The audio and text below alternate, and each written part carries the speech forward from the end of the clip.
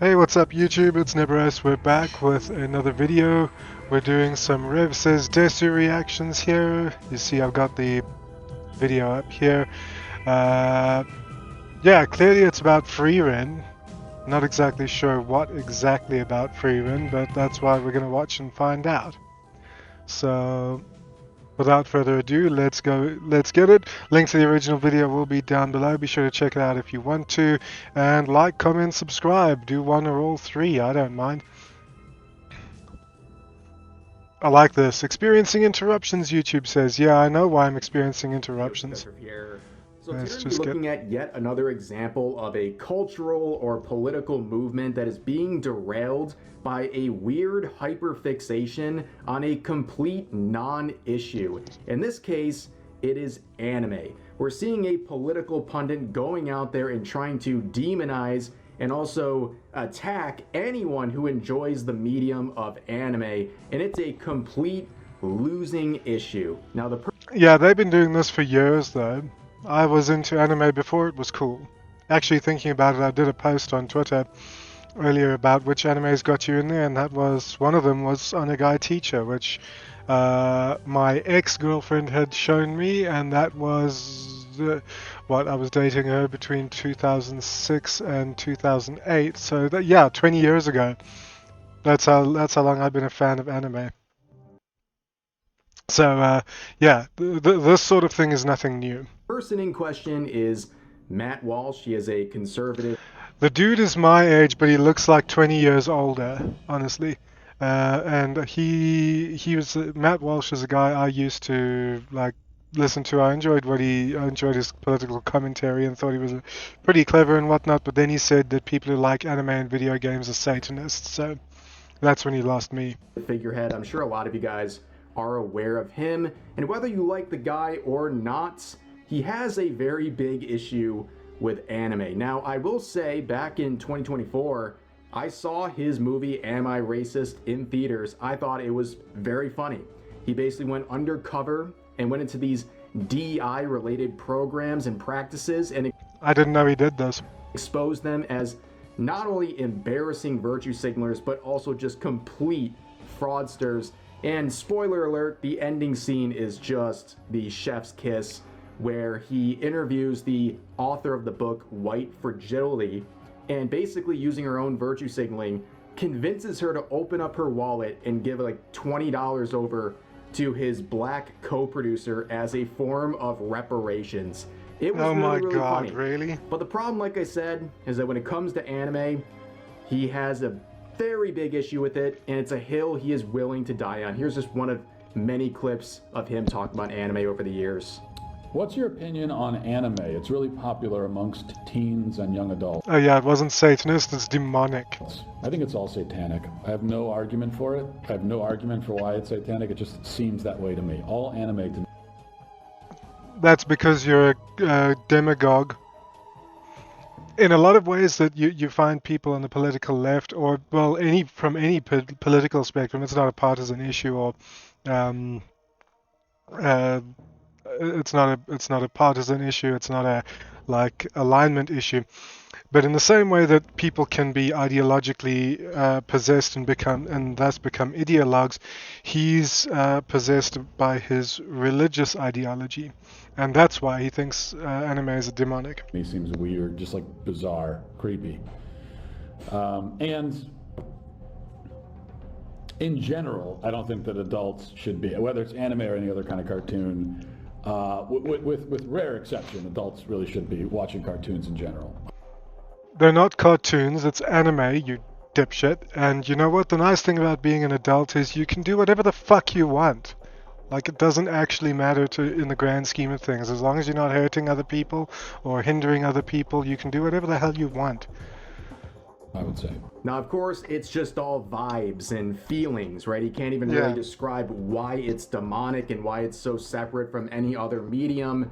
But a lot of people try to defend what he's saying by saying it's irony, right? He's behind so many layers of irony, we don't even know if he's serious.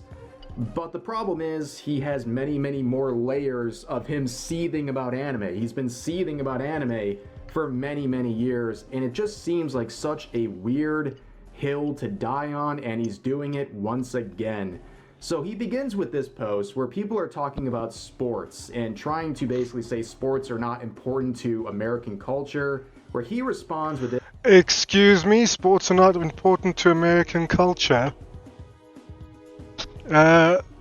Baseball, it's America's national pastime. NASCAR, those are at least two sports dreamed up and birthed in the US.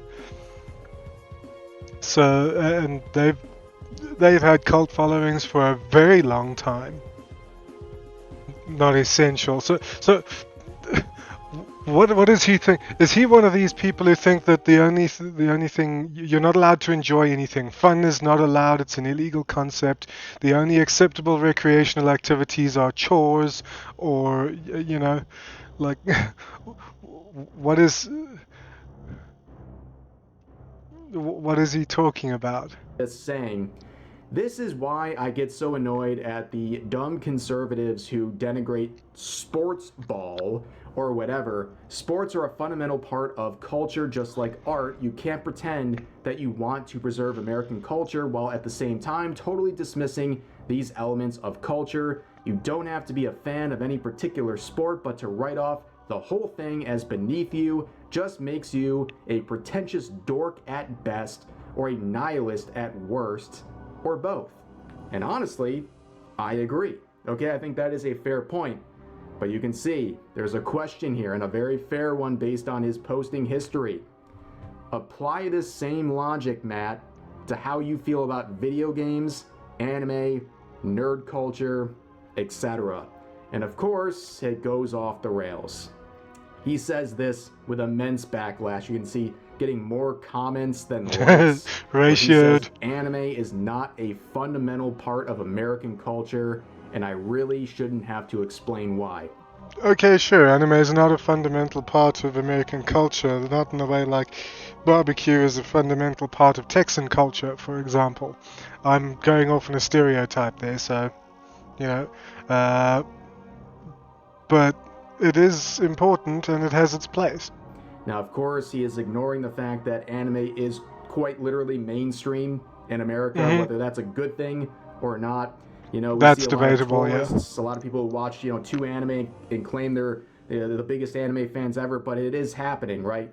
Things have changed, okay? I remember back in the day, it was so rare to find any sort of anime merchandise at any store. You had to go to like a really specific hobby-related store, a nerd-type store to find anything with anime.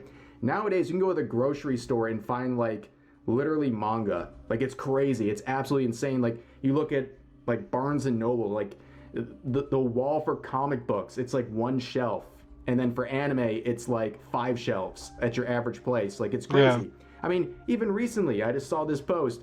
There is a Goddess of Victory Nikkei ad at Times Square in New York City. Now, that's of course, cool. It's a Korean company, but it's anime themed. This is right in Times Square, okay?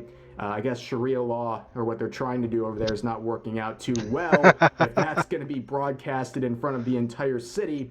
But anyways, you can see this post.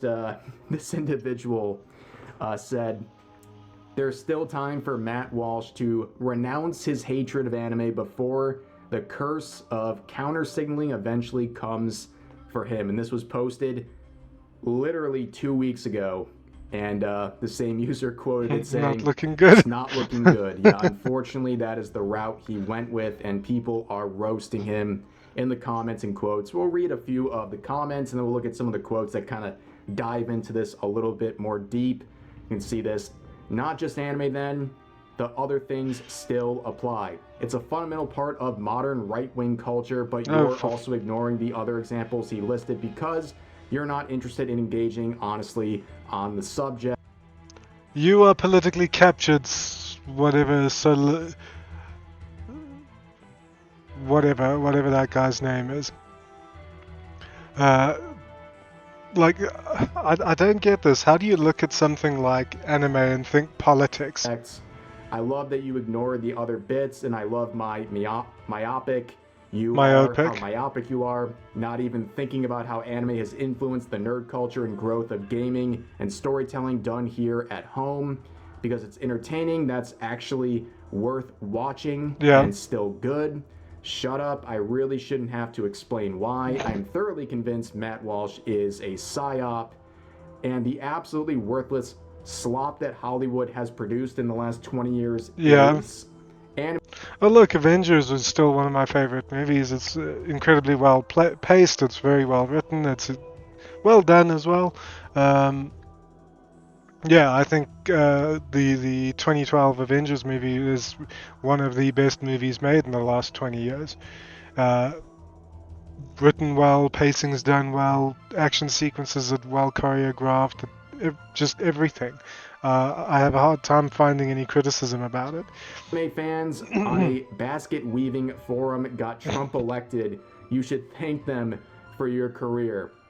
Anime is not a fundamental part of American culture. Is that so? Then explain this, libtard. Next one down here. Imagine thinking sports ball is more important to Western culture than this. Yes, amazing. I like that so we're one. doing this again, Matt. Despite being Eastern, anime has more in common with Western values than 99% of modern Western entertainment, and it's not even close. Anime is the hero's journey, sacrifice, valor, honor, merit, discipline. Everything Western entertainment used to be. I remember stuff like I grew up watching stuff like Dragonheart and Hercules: The Legendary Journey, Xena, the Warrior Princess, and those movies and TV shows had a profound impact on me as I was growing up. But yeah, sacrifice, valor, honor, merit, discipline. They were all themes of those shows. And pretty much anything you watched growing up. Think about, what is it, The Mask of Zorro with Antonio Banderas and Anthony Hopkins. And it covers all of those. Heroism, sacrifice, valor, honor, discipline. Yeah. I could name a couple, but if I do, this video is going to be like 3 hours long. Now let's look at some of the quotes. You can see this right here. Counter-signaling and ostracizing pop culture like anime and video games is what leads to Republicans losing the youth electorate. And this person also says down here, oh, that dude again with his random anime hate tweet did an anime profile picture ratio him once and he can't let it go. I don't understand why he has a hate boner for anime. Yeah, many such cases. Okay, people. Look, when I was when I was a kid, anime started down here in South Africa. We had stuff like Yu-Gi-Oh! And Pokemon and whatever. And I remember my Christian grandmother having bought my younger brother I think it was a Yu-Gi-Oh! T-shirt. And they're like, let's pray over this and bless it because this is supposedly demonic and stuff. And I think that's pretty much where Matt Walsh is coming up with his disdain for anime. It's a ye olde, you could say boomer-ish. You could say boomerish outlook and view on anime. Although I think to some degree that's insulting boomers. Getting ratioed by an anime profile picture and just never forgetting about it. We've seen many cases, but this is a very good point right here. Okay. Just look at this. Like, why would you ostracize so many people by attacking anime? Like, what good does this serve any movement of yours? Right here, you can see. And what relevance does it have in the grand scheme of things anyway? It's not going to help with fix society. Going after anime isn't going to suddenly allow people to afford rent and food. You know, it's not suddenly going to give them a 4-day work week. You know, so what point does going after anime actually serve? That according to this Polygon data, 42% of Gen Z in America watch anime regularly. Even better, Netflix says that half of their subscribers have watched anime. Japanese market firm Desu said that 36% of Americans watch anime weekly. And like Crunchyroll or not, they have 18 million global subscribers. I wonder how many of that 18 million global subscribers are based in the US. And of course, recently we had the Demon Slayer film that grossed over $600 million globally. This is a part of American culture. which is $600 million globally on the Demon Slayer film, is still a hell of a lot better than pretty much anything that Hollywood's come out with in the last several years. Like they're paying $200 million apparently for an episode of The Acolyte, and Starfleet Academy is probably much higher, but I can guarantee they're not making that back. And then what was it, the Snow White film? How did that do? Let's do, yeah. Snow White 2025 box office, yeah. Let's see. $205 million worldwide. And it had a estimated budget between 240 and 270 million. They're not even breaking even. And yet an anime movie grosses $600 million worldwide. So let's go. Demon Slayer Infinite Castle box office. And Demon Slayer... Whoa! Okay, Demon Slayer Infinity Castle 2025 has broken numerous records, grossing over 732 million to 778 million worldwide, making it the highest grossing film of 2025. The film opened to over 60 to 70 million domestically. So what did it cost to film? Cost to make 20 million. So Demon Slayer Infinity Castle was produced on an estimated budget of 20 million, and yet they've grossed almost 800 million worldwide. That's success Hollywood dreams of nowadays. It didn't start here, but it surely is a part of American culture, and going after it and isolating so many different people, but especially young voters, seems very counterproductive to anything you're trying to accomplish. And we had this response from Kirsha that I think was really good. Naturally. So she says this: it's obviously culturally Japanese. However, a lot of us grew up watching it, whether a 4Kids dub or on TV or seeking out fan subs ourselves. It became something for us Americans that helped shape our interests and thoughts. As we got older and leftist political preaching infected every aspect of American-made entertainment culture, from Hollywood to startup shows, to Netflix, to Hulu, to children's TV like Cartoon Network, to comics, to Western video games, to tabletop. The right ceded everything arts-wise to the left, all while chastising that to have hobbies in these areas as childish, lazy, a waste of time. Yeah, that's you've seen the Red Pill Manosphere guys who'd be like, real men don't drink milkshakes, and real men eat meat raw, and real men have nothing in their coffee, have no sugar, no milk, no cream, nothing in their coffee. They just drink their coffee black. And it's like, if you ever watch a Shoe on Head video about being a real man, it's like these people think that the one dude said acceptable activities for men to do is like changing the oil on the car or the RAM in the family computer. It's like, yeah, okay, so chores. Like, goody, I can't wait to get up and go mow the lawn, you know, that's going to get you out of bed. That's something that really excites a person after a long week, you know, or a long day. Like Sharon had said that the only acceptable activities these people think are good for men are chores. You're supposed to eat red meat and drink tar, and that's what being a real man's about. And it's the same with this lot. So anime became a refuge untainted by politics that were suffocatingly inescapable elsewhere.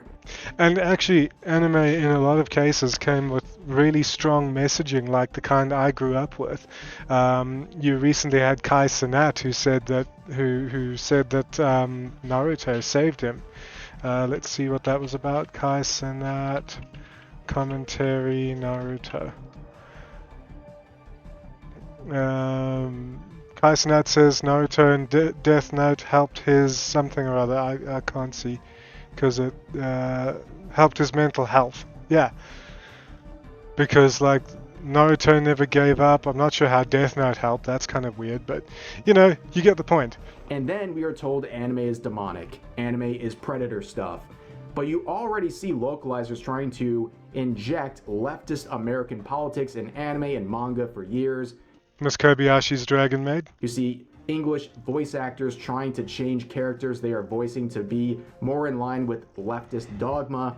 You see people joining fandoms and pushing out the original fans for being problematic. Yep. No one likes watching things they love being cannibalized and then used by ideologues to further an agenda. So yeah, anime isn't fundamentally American like cheeseburgers and hot rods, but it became a cornerstone for a lot of us. And I think a lot of people really resonate with this. If you've been an Very well said, Kershaw. anime fan and you're an American, yeah, a lot of us grew up on anime. And it feels like anything else. It has been adopted into American culture.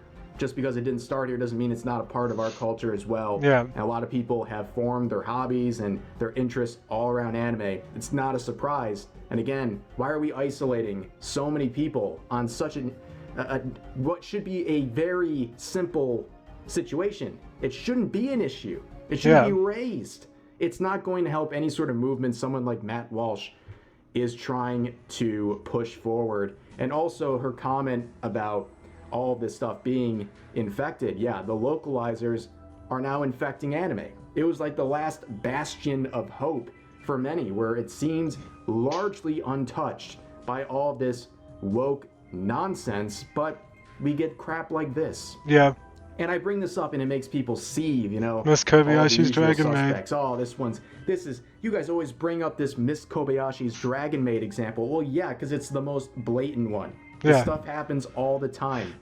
It's a perfect example of how leftist ideology and all this, frankly, weird and unnecessary crap infect and eventually kill off what they infect. If you want another perfect example, look at Dragon Age: The Veilguard. I played Dragon Age Inquisition. I fell in love with it, and it even Dragon Age Inquisition had like quote unquote woke moments, specifically with the character of Krem. That is Cremisius Aclassi, the Iron Bull's right hand, played by Jennifer Hale, who is supposedly transgender.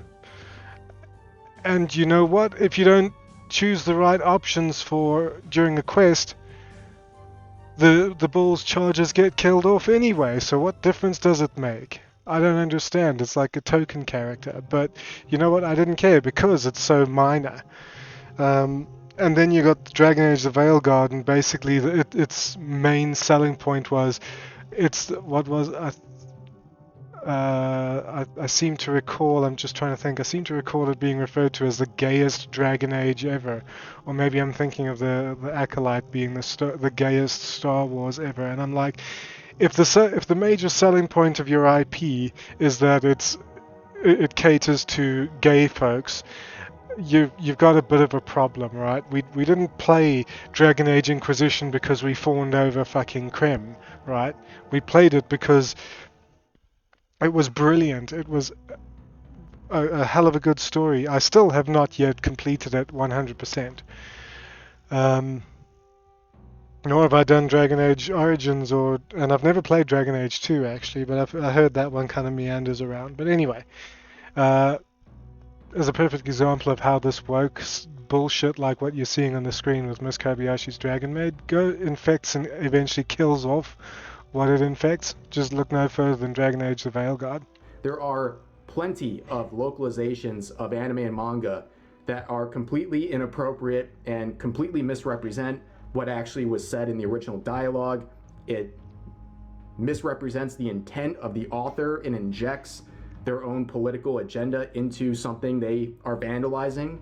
And this is just a very clear-cut example where in the actual subtitles, the real translation, we have this dialogue. What's with the outfit?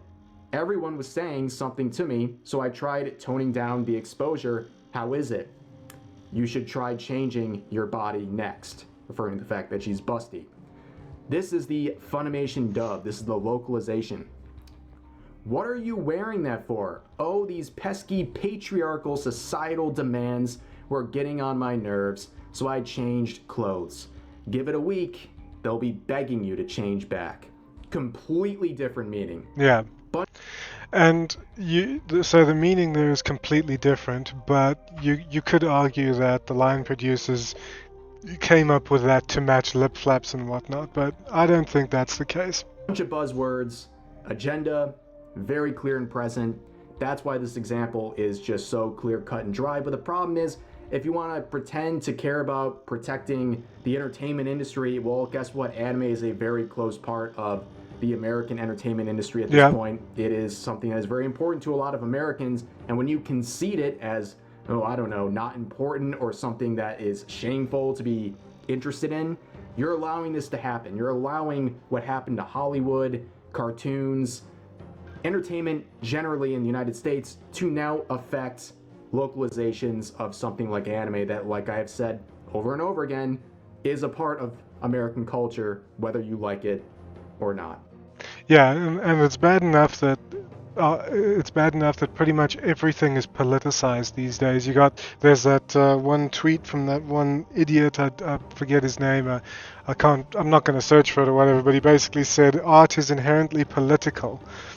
And I think back to Jonathan Pye's Oppression Olympics, where he said that it's the politicization of art, which of course means the end of art, because art isn't meant to. Yes, politics can be reflected in certain art pieces and whatnot, but that's up to the artist's prerogative, right? And of course the audience can read into art what they, we all look at art and see something different maybe, but these are people who look at things and think their worldview is the correct one, and there's no way to convince them that maybe it's not. And so you got the problem of everything's political, and oh god, what happened to my voice? Everything's political, and if you think otherwise, you're wrong. And so it's bad enough that stuff like movies, music, video games, etc. is all being politicized these days. And now they're trying to throw politics and shit into anime, and then you've got some jackass coming and trying to shame you for it as well, shame you for liking it as well. And really, there's nothing else to say about this. It is a losing battle. It is a weird hill to die on. Yep. Whether you're on the left or on the right, attacking anime or acting like it's not important for Americans and it's something to be scoffed at, or it's okay to vandalize, is a losing battle that should not even be something that is a talking point or a part of your movement if you're being halfway serious about a political or cultural movement. But anyways, that's going to do it for today's video. As always, feel free to share your thoughts about today's topics in the comment section down below. Hope you guys enjoyed the video, and I'll see you next time. See you, Rev. Thanks much. Take care. And that's going to do it for me as well. Be sure to check out the links in my descriptions. Link to this video is going to be in the description. I already said that. And I'll see you guys in the next one. I'm still on training for my new job and going to be working soon, but I don't know my shifts yet, so streams are pretty much on hold until I do. Look forward to seeing you guys then. Take care and have a good evening. And don't forget to be awesome the rest of this week. Cheers, guys.